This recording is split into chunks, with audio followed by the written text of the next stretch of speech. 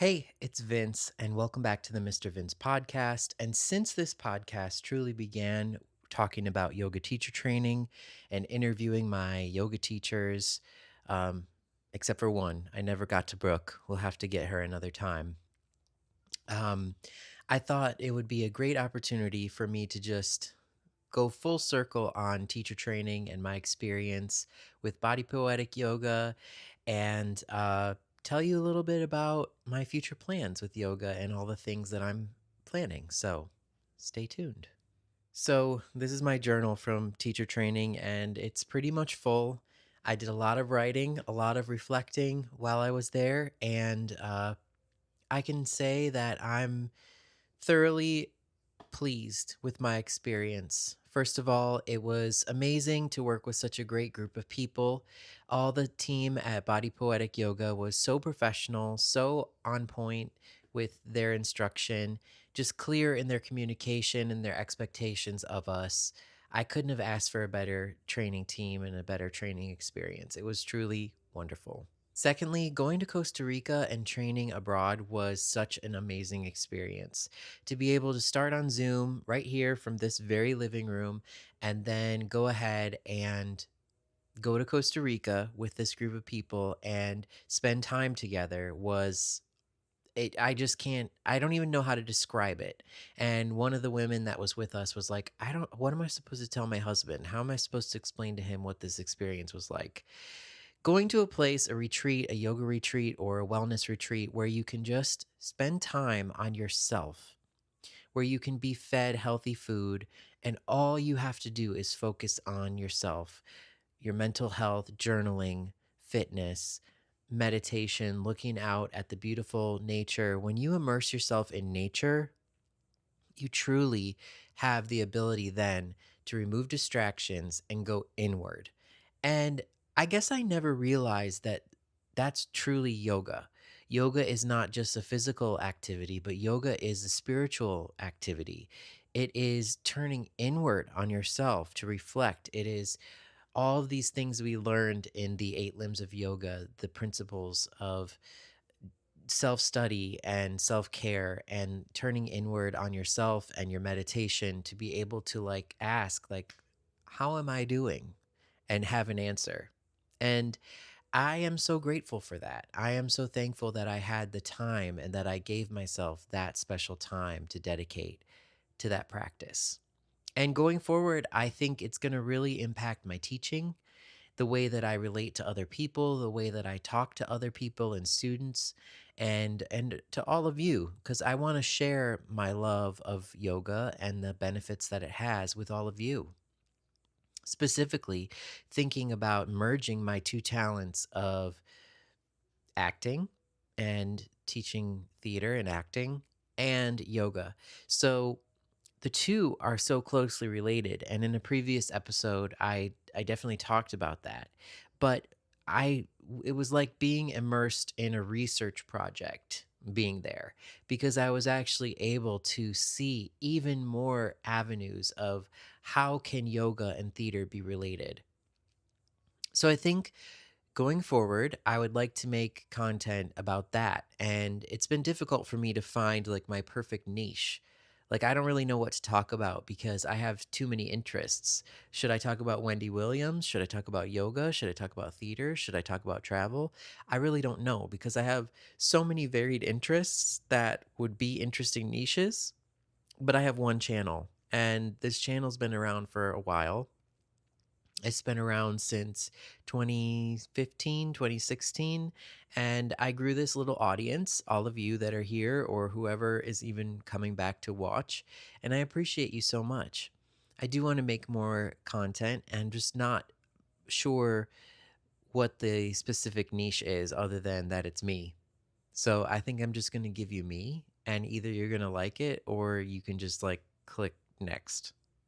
That's kind of where I'm at with it. So, one idea that I had was that when preparing a character, we usually do a general character study of given circumstances, of who am I? What do I want? What is my objective? What are my obstacles? This character analysis comes from Stanislavski, which most modern acting is based on. But what if you took a different approach and actually used some yogic philosophy, specifically from Ayurveda, which is the sister science of yoga, and tells you about your personhood, tells you about your mind, your body, and your spirit? What if we built character from that? And so, one of the things that I would like to develop is a worksheet or a guide or a study guide of some kind that explains character study analysis through the Ayurvedic doshas. There's three of them. And you have Kapha, which is earth and water. You have Pitta, which is fire and water. And you have Vata, which is air and space. And these three doshas could encapsulate any character because they encapsulate people. So if we analyze character through those lenses, what does that say about a person? How can I embody fire and water in my character's personality, in the way that they move and carry themselves? It just makes me excited to teach this. Like if I was teaching a movement class for acting, I would definitely want to do this as an exercise, exploring what is the dosha of my character. And then the second method that I thought of for increasing character analysis and deepening character analysis through yogic philosophy is to examine character through the koshas. The koshas being the 5 layers of humanity, of people. The first is our outer body, our physical sheath. The second is our prana body, our breath body. The third is our mental body. And the fourth is our wisdom body. Took me a second. And the final is our soul. If you examine a character through those 5 sheaths of a person, what does that give you about your character? It gives you such a deeper analysis. So stay tuned. That is what's coming, is some kind of study guide, character analysis. But also there's other things that you can do with yoga and acting mixed together. For example, breath work. How can breath work be used to calm an actor's nervous system when they're anxious, or build heat in the body when we have to play a certain physicality or temperament? Breathwork is another way that we can access character. So I have ideas about what I want to do with mixing yoga and acting, and I hope that you'll come along for the journey of creating whatever that means in my future. While I was in Costa Rica, we finished taking our test, and I busted out the microphones and asked the girls, not all of them, just some of them that wanted to be interviewed or be on camera, how they were feeling and what they thought about the test and how everything was going. So here's that footage. Let's take a look. Do you know how much my body has moved in the past 2 weeks? Okay, I'm here with Kari. Hello. How do you feel? You have to speak into the microphone. I'm here with Kelsey. Hey. I am going to come over by you and hopefully not get my microphone wet. Hi, I'm here with Rachel. I'm here with Anna. Hello. Okay, I'm here with Reed, and we just finished taking our test. How do you feel? How do you feel now that we finished our test? I feel like I have just taken the biggest inhale and exhale of my life. Oh my gosh. I feel relieved. I feel a little anxious still. But overall, just happiness. I feel so good. I'm so happy to be done. Yeah, me too. All of the hard work. It was a lot of hard work. What was the hardest thing we had to do while we were here? I would say that the amount of mentally demanding classes that we were a part of nonstop from sunrise to sunset, I was not necessarily prepared for. More so prepared for the physical part. I feel really good. And I feel like, as my friend Vince told me, I knew That's a me. lot more than I thought I did. Like, we just knew what we needed to know, and it was amazing. This was hard, but very rewarding. For a long time, I just thought it was kind of just the physical practice. It's so much more spiritual and emotional than you would ever think. And just getting to gain my own practice from this, and also getting to meet all of you guys. And I feel like I just left with so many new friends. I met some really, really great people, honestly. It's like, I think in my heart, lifelong friends. So Oh, we'll see. We'll see. We'll see see. about that. I would have brought so many more flowy like clothing items. Yeah, me too. Snacks. Mhm. I would have brought so many more snacks. Is there something you're looking forward to having when you get back that's like a treat? Either a juicy burger Yes. or a nice juicy steak. And It's don't get me red wrong, meat. the food has been great. It has. It's but been so good. It's been, very clean, gluten-free, Yes. dairy-free. Yes. Lots of veggies and fruits. Yes. So a burger is sounding right. A burger is sounding right. Although I do think I would like to implement some of the eating habits from here back home. Yes, what I liked is that before dinner, they always had a little cup of soup. And I really like that because I think it gets your stomach ready Yes. and your digestion is better. Yes. Yes. And then, you're able to kind of gauge when you're like, you know what, I am full. I don't have to keep eating. Yeah, exactly. Yeah. Is there anything you wish you would have packed that you didn't bring? Probably a few more swimsuits. Yeah? That's about it. That's it? Yeah. What about snacks? Oh, I do wish I had more snacks. I Yeah, wish- some cookies. yes. Maybe Mhm. chocolate. I really wish we would have bought more plantain chips Yeah. at the gas station. If I knew we needed those, we would have gotten like 10 at that stop. Would have brought more cozy clothes, like just some linen pants, a little sweater, and snacks. Oh, yeah, Bring for sure. snacks. If you ever do a yoga teacher training, bring snacks. Okay. More shorts. I brought a lot of leggings, but it's very hot, and it's nice to have 2 outfits a day. I wish I brought matcha powder so I could have matcha, and I wish I got a pedicure before I left because you're staring at your toes all day, every day. And will you get one as soon as you get home? Yes, to practice saucha, Very good. cleanliness. What are you hoping to do with your training? I hope to just take yoga into my everyday life, how I treat people, how I respond to things, moving my body, because I'm privileged to, and I can, and it's just, I got a lot of spiritual stuff from here. I'm hoping to embody